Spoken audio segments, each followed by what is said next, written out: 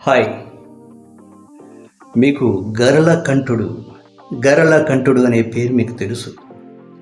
పరమశివుడు ఆలాహలాన్ని మింగడం వల్ల ఆ పేరు వచ్చింది. ఈ ఆలాహలం ఎక్కడి నుండి వచ్చింది?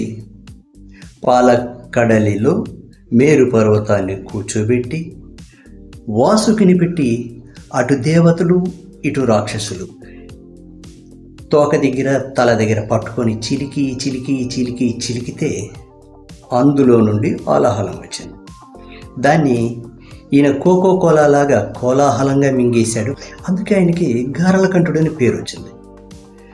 పేరు రావడం తర్వాత సంగతి. ఈ కథ ఎందుకు నేను చెప్తున్నాను మీకు? వచ్చిన విషయం తెలుసుకోండి. సురులు అసురులు ఇద్దరు కూడా మానవాతీతులు. వాళ్ళు తలుసుకుంటే ఏదైనా చేయగలరు. కానీ మీకు విషయం తెలుసా? పాలకడలిని చిలికితే ఆలాహలం వచ్చింది, అందులో నుండే అమృతం వచ్చింది. ఈ రెండిటికి మధ్యలో ఒక విషయాన్ని మీరు గమనించాలి.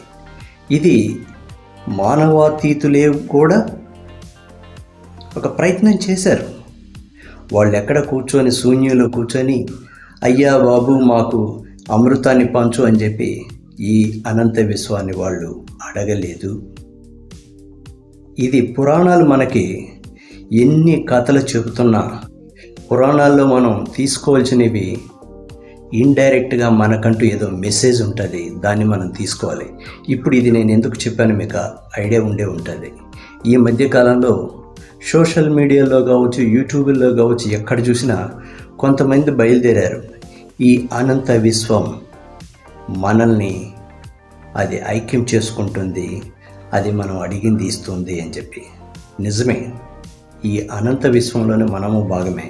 కానీ మీరు అనుకున్నట్టు కోట్లు ఇస్తుంది, మిమ్మల్ని ధనవంతులు చేస్తుంది అని చెప్పి అనవసరంగా కలలు కనకండి.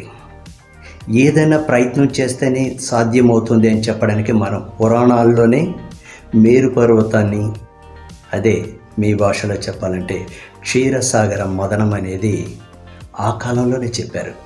మనం పురాణాలు తీసుకోవాల్సింది ఇలాంటి కంటెంట్స్ మాత్రమే తప్ప జనాల్ని మభ్యపెట్టే పొరపాటును కూడా ఎప్పుడు మీరు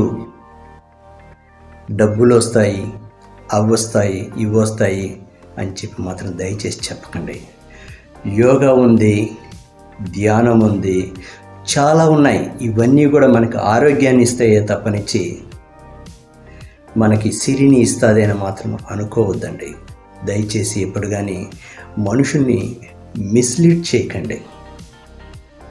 మీరు ఎంతోమంది చదువుకున్న వాళ్ళు ఉన్నారు, మంచి గైడ్ చేయండి. నేను చదువుకోని వ్యక్తిని, నేను చెప్తున్నాను ఆలోచించి, ఈ ఆలోచన మీరెందుకు చేయకూడదు? ప్లీజ్ జనాన్ని ఎడ్యుకేట్ చేయండి వీలైతే, అంతే తప్పనిచ్చి మిస్లీడ్ చేయకండి.